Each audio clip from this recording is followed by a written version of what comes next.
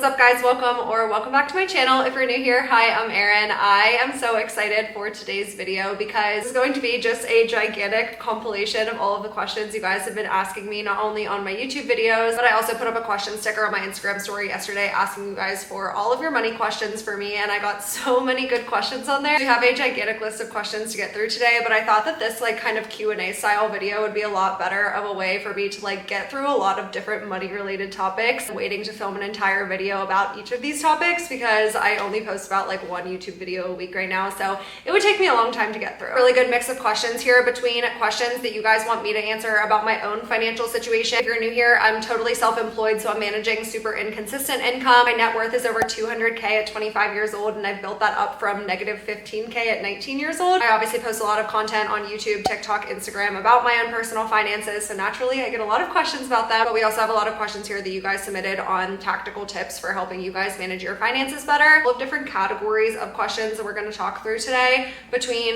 budgeting / reducing spending, the second one being saving money, debt payoff, investing money, managing money with inconsistent income, and then I also have a miscellaneous category because I got a couple super random questions that I wanted to answer but didn't fit into any of the other categories. In total, we have 18 questions here that I want to try to get through today, so we're going to get right into them because this video could end up getting kind of lengthy, but let's get into our money Q&A.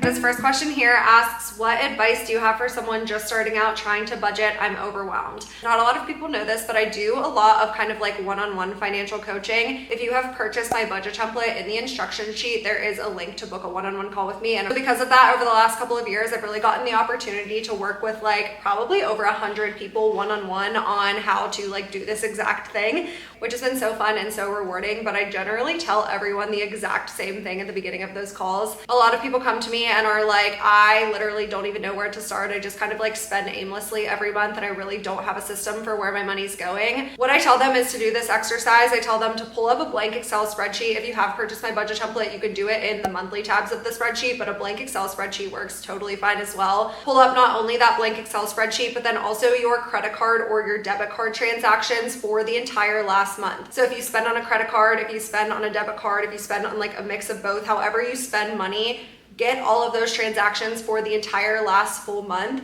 And what you're going to do is you're just going to start listing out all of those transactions in that Excel spreadsheet. So if you spent $15 at Chipotle and then you spent $70 on groceries and then you got gas, you're gonna list out all of those transactions to get an idea for how you spend your money. I feel like no one wants to do this because they think it's gonna take an insane amount of time, but it honestly, if you're doing an entire month's worth of transactions, might take you half an hour. But what this allows you to do is it really allows you to see where your money's going when you're not paying attention to it. So if I were doing this for the first time, pull up a blank Excel spreadsheet, I would list August because I'm in September right now, so August would be the last full month. I would do the name of the transaction, so Chipotle, I would do the amount, and then I would give it a category. So I would write restaurants. And then same thing, gas, groceries, you start to categorize all of your transactions to bucket them all together. So then when you're done listing out the entire month's worth of transactions, you can see, okay, in the restaurant category this month, I can sum up all of those transactions and I ended up spending $350 on restaurants this month. Do that for the entire last month, and if you don't think that 1 month worth of data is good enough, then you can do it for the entire last 2 to 3 months. Do one tab per month, so you do it for August, you do it for July, you do it for June. Then you can start to get an idea for, again, how you spend your money when you're not paying attention to where your money's going. That's the tracking your spending piece. You're getting an idea for, again, how much you've spent over the last 3 months. Now it's time to build a budget, which your budget is just a plan for where you want your money to go. So you went back and you got that historical data. Now what is that data going to look like for the next 3 months? This is where I think it's helpful if you have some sort of tool. If you do have my budget template, the monthly budget planner tab is almost like a worksheet for making a plan for your money. This is where you'll start to enter in how much you make on a monthly basis or how much you plan to make on a monthly basis, what your planned expenses are and your needs and your wants, how much you plan to put towards your debt, how much you plan to save. You're really just mapping out based on your income where you want that money to go. So that's, I feel in a nutshell, where to start if you're feeling overwhelmed with the process of budgeting. I think people oftentimes skip that tracking the spending part and just go straight into trying to make a budget, and they have absolutely no idea how to do so because they aren't super aware of how they currently spend their money. The next question I really love, and I actually have firsthand experience in this. It says, How do I get my partner to be more money conscious? It's so hard when only one of us cares. For context, I used to live with an ex-boyfriend. We lived together for like a year and a half, and obviously we weren't married, so our accounts weren't combined. But when you live with someone, you're still like splitting a lot of expenses, and it still does matter how the other person spends their money to some extent. I feel like in my case, if I were ever to sort of like cohabitate with a partner, or obviously when I get married or anything like that, I don't know if I would ever totally join my financial accounts with my partner, especially if we're not married. I wouldn't, but even if I'm getting married to someone, I don't know if I would ever be in the instance where like all of our money is in a combined account. Obviously, part of that is you want to make sure you're protecting yourself. You want to make sure you like have your own money and all of that. But I think the other half of that is when you don't totally combine finances with a partner, you do allow for more like, hey, that's your money, go and spend it however you want. Like, that's none of my business. So for example, what my parents do, and this is probably something that I would do with my partner if, again, we were like getting married and all of that. My parents have one joint account, and then they each have their own individual bank accounts. So what this could look like is maybe you and your partner have a joint account, and you decide how much each of you are going to contribute to that joint account for bills, but then also for your savings goals. So maybe your bills equal $1,000 a month, and you're both contributing into that account for your bills. But then you also come to the conclusion together that, hey, we want to save for X savings goal, or we want to save for a home down payment or something like that. And you agree on an amount to contribute to that joint account every single month. Maybe it's like $500 each or whatever the number is. That is the amount of money that's going from each of your personal bank accounts into that joint account. And then after that, you kind of have to be on the same page about like, my partner can spend the rest of their money however they want to. And it's definitely can be a tough pill to swallow, especially if your partner has like totally different spending habits as you. But at least at a baseline, you know that that joint account is there to pay your bills, to hit your savings goals, and you can kind of hold each other accountable for actually contributing the money into that savings account. I feel like outside of that, the second part of this answer kind of goes hand in hand with another question that I got in this category, which was how to deal with your friends making more than you when it comes to budgeting. So I feel like this is applicable no matter whether we're talking about a partner or friends, but it is really challenging when you have people in your life that do have totally different spending habits as you, and their spending habits can impact your spending habits. So for example, when I lived with my ex, he liked to eat out a lot more than I would have eaten out if I lived by myself. So for example, every Sunday he like wanted to get Chipotle. So we got Chipotle every Sunday. That's just obviously a super small example, but if you're living with someone who wants to eat out all the time,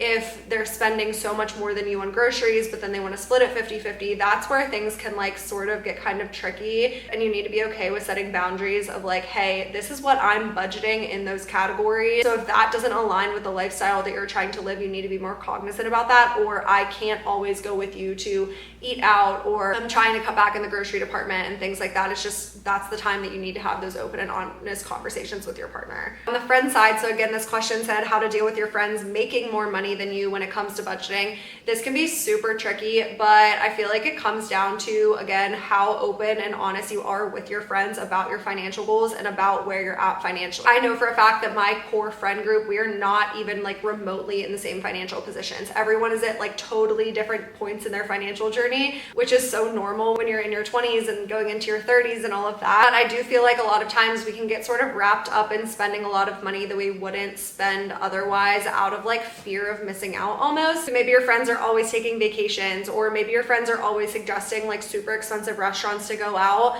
There again needs to be some boundaries that you put up of like, hey, I can't afford to go on this trip, or I can't afford to go out to dinner with you guys every single week. But instead of just like shutting down those plans, I think it's important for that person to then be the one to suggest plans that are more within their budget. So for example, maybe you're the one that says like, hey, I can't afford to go out to dinner this weekend, but next week I'd love to have you guys over for a movie night, or suggesting free activities like going on a walk, things like that, to remind your friends that like, hey, I'm still prioritizing this relationship, and I'm doing so in a way that still allows me to hit my financial goals. And then the last question in the budgeting/reducing spending category is ways to budget for grocery shopping. And this one might be a hot take because, first of all, I know groceries are expensive right now. I do know that. However, this might be a hot take. Budgeting for grocery shopping and staying within your grocery budget, like 90% comes down to discipline. And I'm guilty of this as well. I totally notice a difference in my grocery budget on the months where I'm super disciplined about when I'm going to the store, what I'm making, meal prepping, planning out my meals, all of that, versus the months where I'm not disciplined about that. I'm not meal prepping. I'm running to the store midweek because I have nothing to eat. I'm grabbing takeout because I didn't plan for the week. Discipline does play so much of a role in your grocery budget, and it is totally possible to eat healthy on a budget.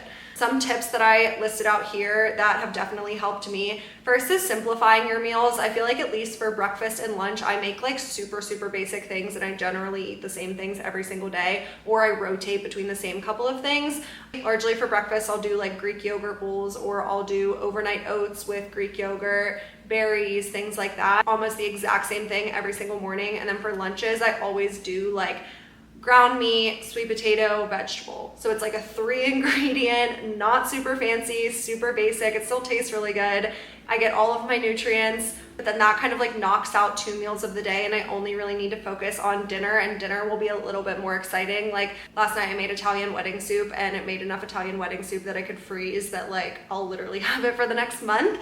But that's my second tip, is to freeze everything. And I feel like people don't realize how much stuff you can actually freeze. Like if you have fresh vegetables that you didn't use for the week and they're starting to go bad, freeze them, and then next week you don't have to buy fresh produce because you have them in the freezer. You can also freeze a lot of cooked things. So if you make extra portions, but then you don't want to eat the same exact thing for dinner every single night, make 4 portions, eat 1, freeze 3, and then just keep doing that until you have like enough stuff in your freezer that you're not always buying new things.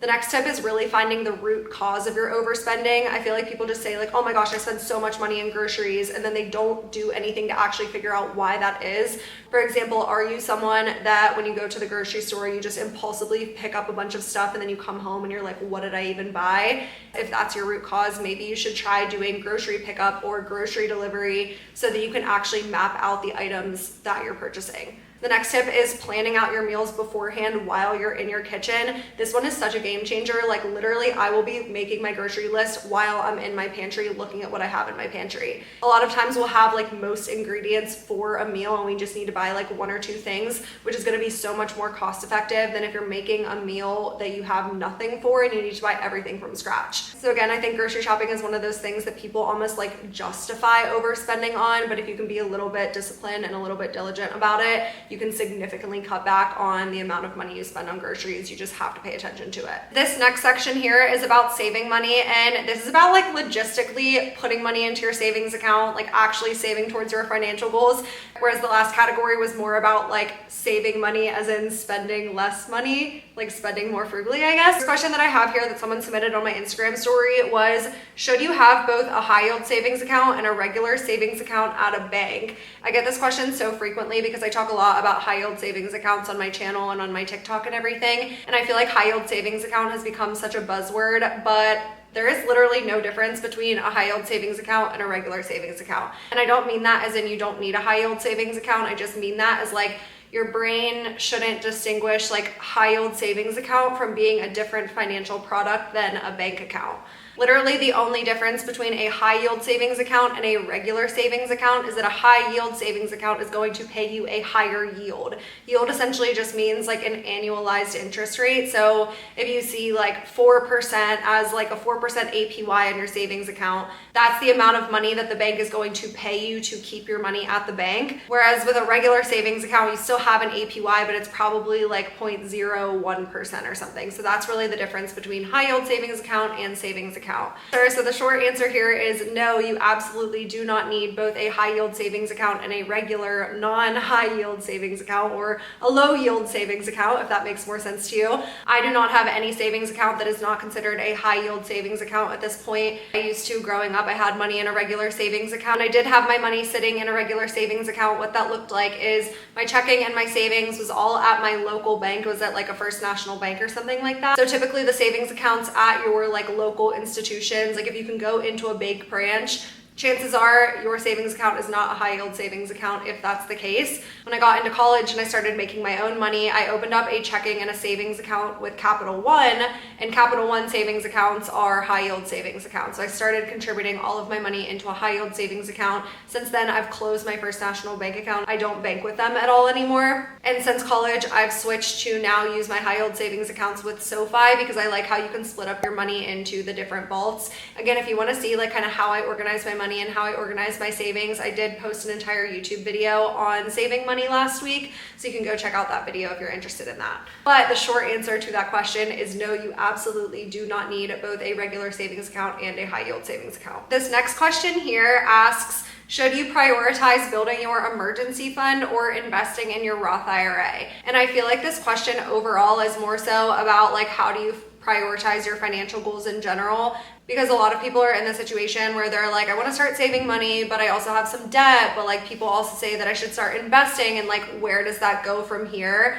Last year, I wanted to answer this question on a video, so I developed this Canva doc that I called the hierarchy of financial goals, where I sort of like mapped out these different financial goals and kind of like help you visualize how to prioritize them. So I'm gonna pull this up now so we can kind of talk through it, because I actually do think that it is like incredibly helpful, and I got such great feedback on it. So you have our hierarchy of financial goals here, and I put this into 3 different pillars. So essentially, like, if you've ever seen the Maslow's hierarchy of needs, that's like kind of the inspiration that I got for this. But essentially, Maslow's thing is like, you can't move up the pillars until you've accomplished everything in the first pillar.